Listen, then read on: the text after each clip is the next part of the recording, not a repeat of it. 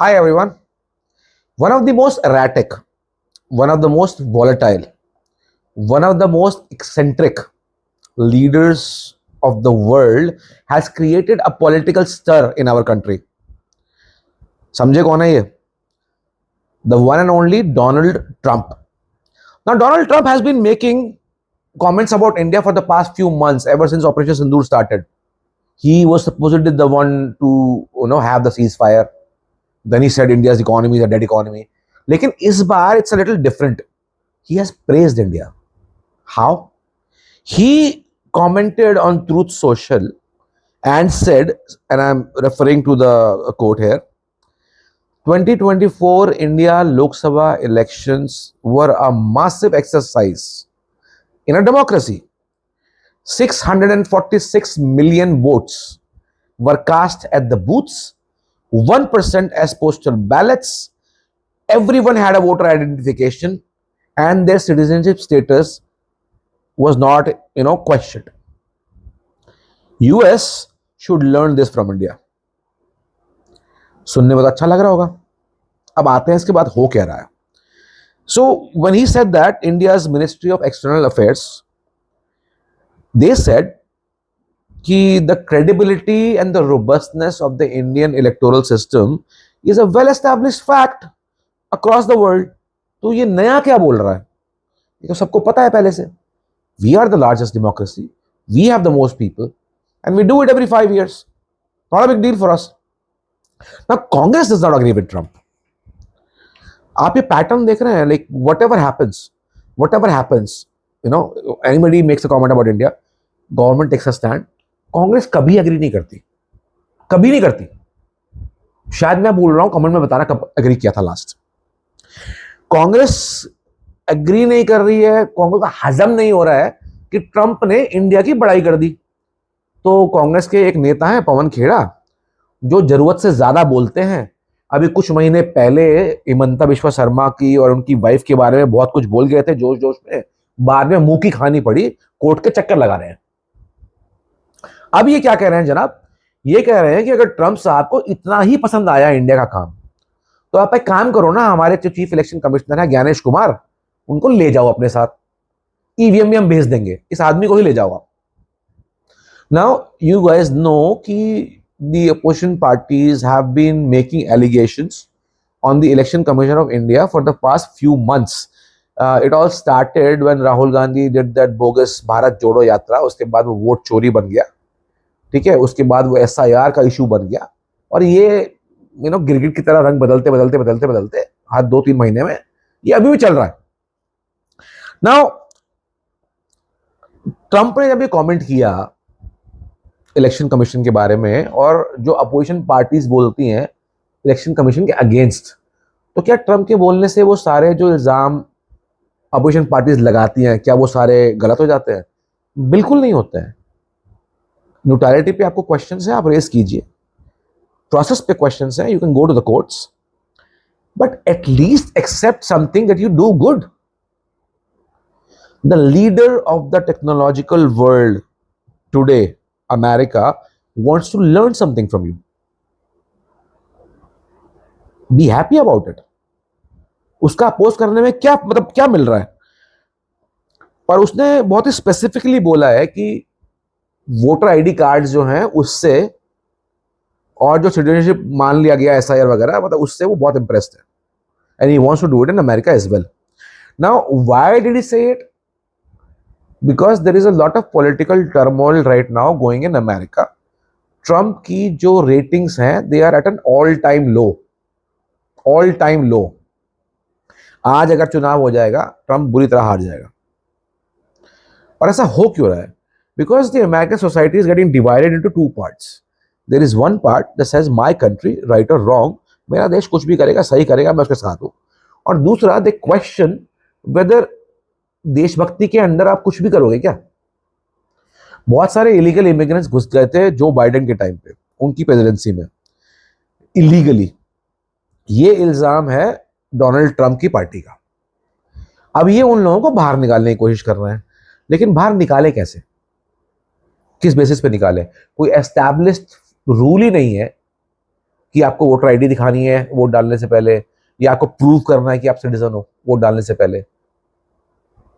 That is why he wants to copy India and implement a system so that there is some sort of sanity in the US system as well.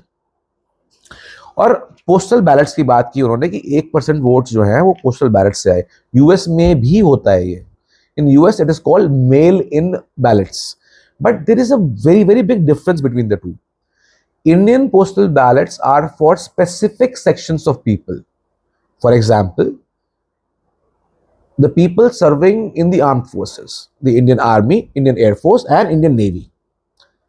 उनके लिए postal ballots allowed हैं. Then the teachers who were working as election officers away from their own polling booths and cannot go to their polling booths on election day to cast their vote, उनके लिए allowed है. But in US, it's a very broad range. And I'm saying broad range because there are 50 states in the US and every state has a different mandate for the mail-in ballots. कोई universal umbrella नहीं है country के लिए. Every state can decide their own rules. It gets a little murky. है ना? तो हुआ क्या था? On 12th of August 2026, our chief election commissioner Gyanesh Kumar, he had a meeting with the US ambassador Sergio Gore at Nirvachan Sadhan.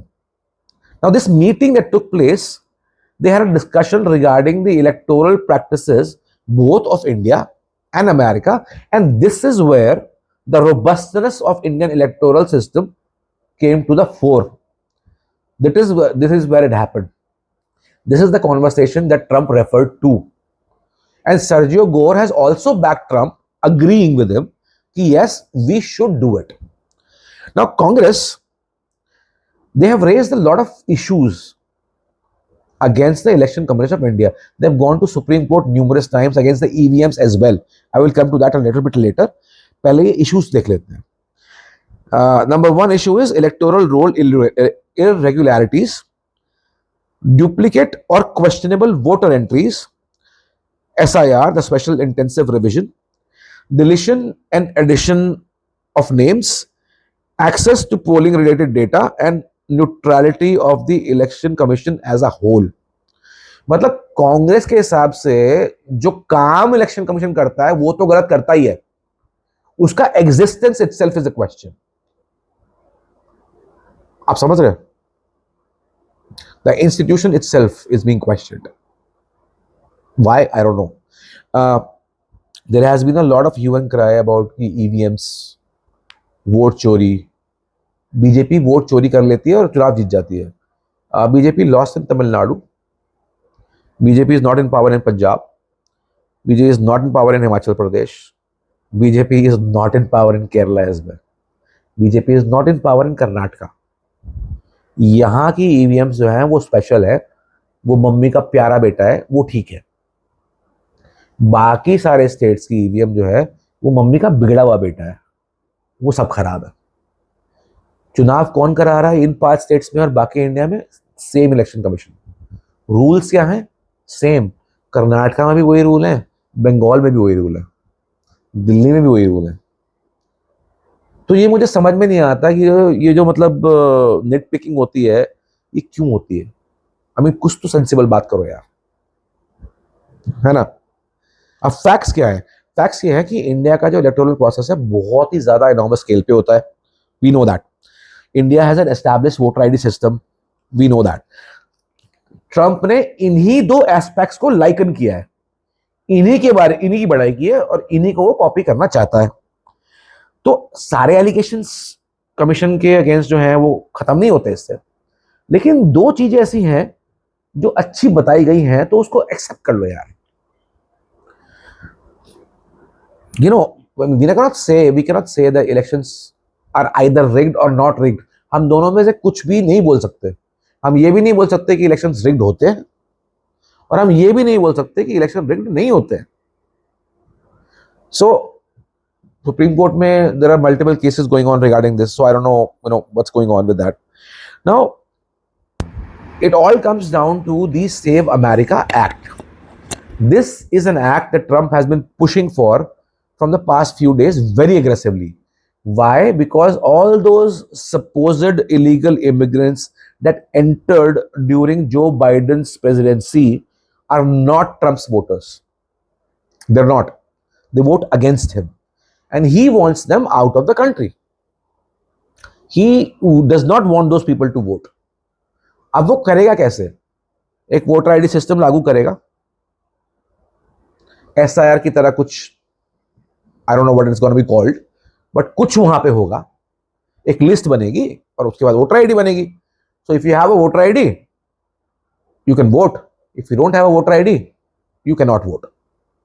So I fail to see कि इसमें issue कहां है. मतलब why we as Indians should have an issue with a foreign president praising one of our institutions.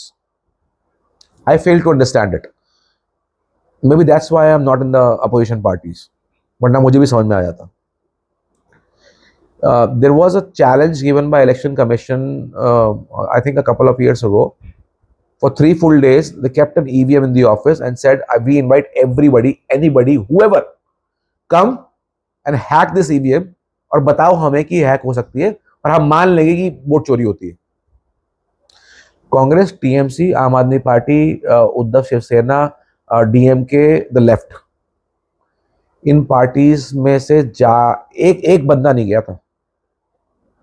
एक बंदा, not even one single person showed up for 3 straight days. लेकिन इनको क्या होता, क्या है ना, इनको बोलना होता है कुछ ना कुछ, मतलब जिंदगी में मसाला चलता रहना चाहिए. तो मेरा आपसे क्वेश्चन है, ये जो पूरा फियास्को है जो मैंने अभी एक्सप्लेन किया, आप क्या सोचते हो इसके बारे में? क्या सोचना चाहिए हमें as Indians? Should we feel good about it और bad about it? I personally feel good about it, but I would like to know your opinions as well. बताइएगा जरूर, कमेंट करिएगा. मैं Nitin Yadav, versatile verdict. Subscribe कीजिए, notification icon पे click कीजिए ताकि हमारे वीडियोस आप तक पहुंचें. जल्दी ही मिलेंगे. बाय.